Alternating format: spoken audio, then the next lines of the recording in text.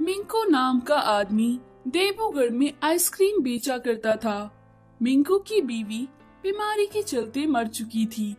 अपनी छोटे बेटे अक्की के लिए मिंकू ने दूसरी शादी कर ली। मिंकू की दूसरी पत्नी शारदा का एक बेटा बंटी था। शारदा अपने बेटे से बड़ा प्यार करती थी, पर अक्की को बिल्कुल पसंद नहीं करती थी।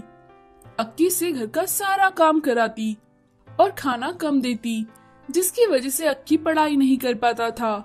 शारदा हर जरा जरा सी बात पर अक्की की शिकायत मिंकू से करती थी, जिसकी वजह से अक्की अपने पिता से डांट खाता और मार खाता था। ये देख शारदा और बंटी बड़े खुश होते। धीरे धीरे समय बीतता गया। शारदा के ज्यादा लाड़ प्यार की वजह से बंटी बिगड़ गया।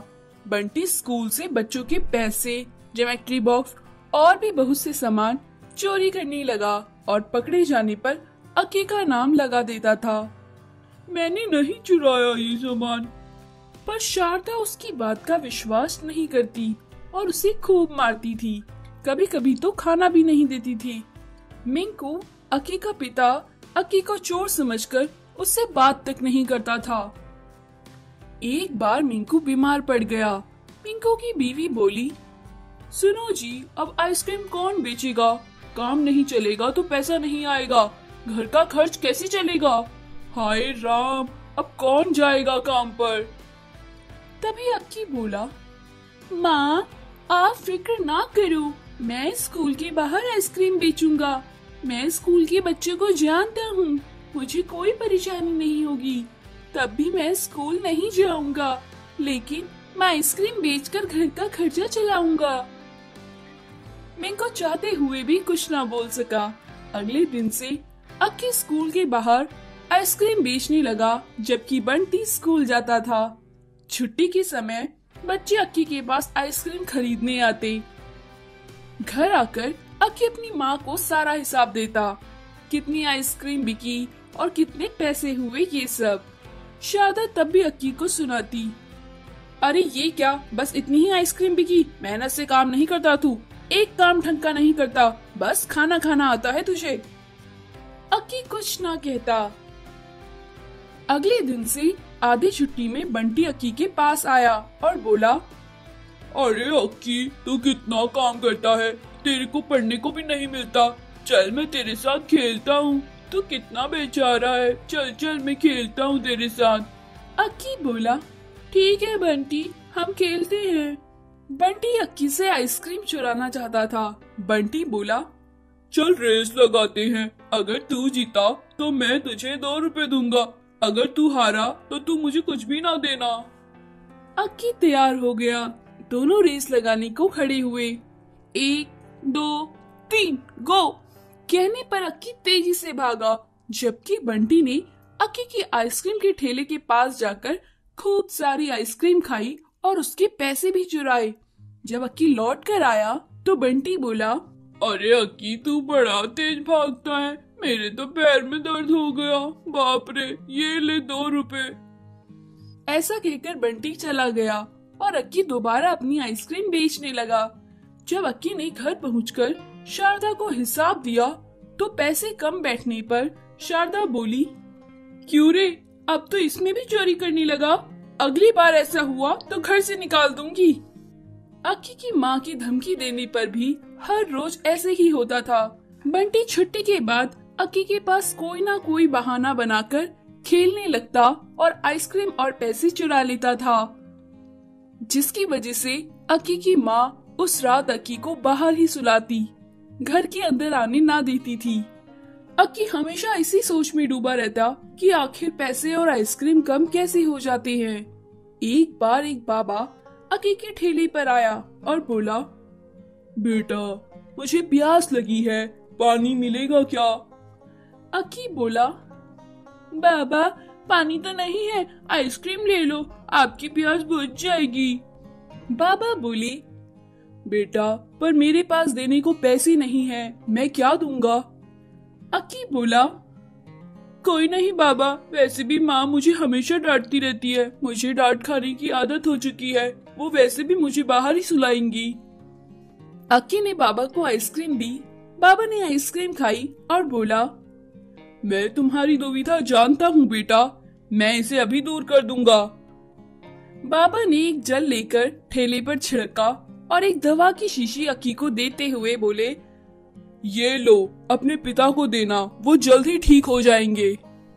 स्कूल की छुट्टी के बाद बंटी आता है। चलो कि आज छुपन छुपाई खेलते हैं।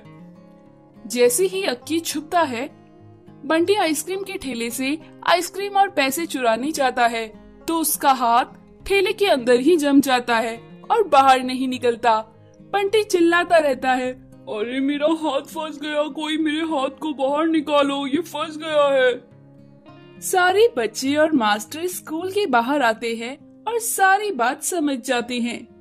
अक्की भी वहाँ आता है और बोला, बंटी तू चोरी करता था, माँ रोज मुझे बाहर सुलाती थी, सब मुझे चोर समझते थे, पर आज तू पकड़ा गया सबके सामने, तू ही चोरी करता था, है ना?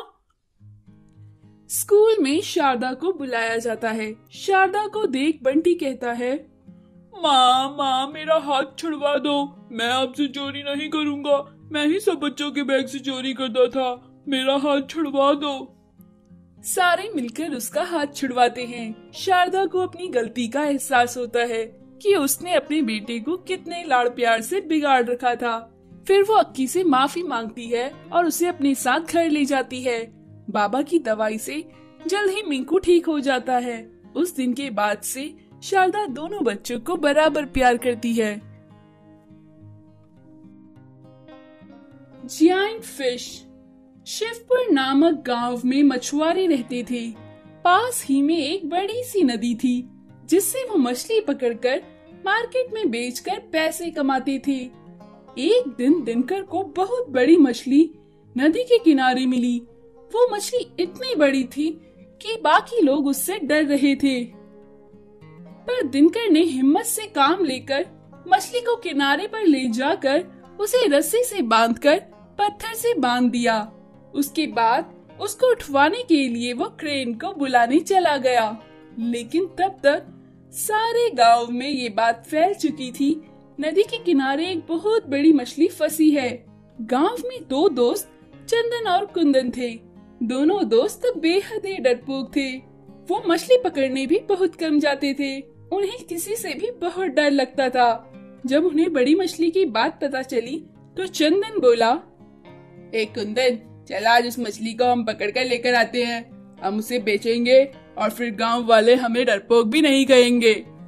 कुंदन बोला, हाँ दोस्त, बात तो तुम ठीक कह रहे हो, चलो चलते हैं। ऐसा कहकर वो दोनों दोस्त नदी के किनारे पहुंच गए। वहाँ उन्हें मछली दिखाई ही नहीं दी। नदी के किनारे पर पानी के पास पहुँचने पर कुंदन बोला, अरे चंदन, ये बड़ा सा क्या है, कहीं यही मछली तो नहीं है? चंदन बोला, कुंदन नहीं, ये एक पत्थर है, मछली नहीं है। कुंदन बोला, नहीं नहीं, ये देख इसकी पीठ कितनी फिसलन है, यह जरूर मछली है। चंदन बोला, अरे नहीं, पानी के पत्थर भी ऐसे ही होते हैं, चिकने।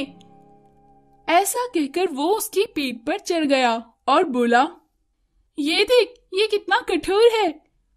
कुंदन बोला, अरे पागल, उतर नीचे, ये मछली है, तुझे खा जाएगी, फिर मत बोलना। चंदन बोला, तू भी आ जा ऊपर, इसके ऊपर जब तू आएगा तो तुझे भी यकीन हो जाएगा कि ये पत्थर है। फिर कुंदन भी मछली की पीठ पर चढ़ गया, पर अभी भी दोनों दोस्तों में यही बहस चल रही थी कि वो मछली है या फिर पत्थर।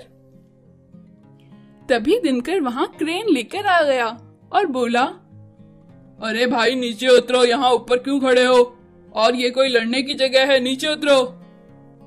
कुंदन बोला, अच्छा आप ही बताओ, ये मछली है या पत्थर? चंदन बोला, हाँ हाँ बताओ बताओ, ये पत्थर है ना?